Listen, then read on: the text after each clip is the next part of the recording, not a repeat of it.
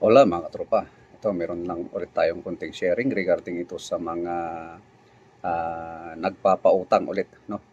Kung meron kang naipautang na halimbawa hindi lalampas ng 1 milyon o kaya meron kang claim na dapat i-reimburse ng isang tao, ng isang pera na nagkakahalaga ng hindi lalagpas sa 1 milyon, pwede po tayong pumunta doon sa Municipal Trial Court kung saan ka nakatira para mag-file ng tinatawag nilang small claims.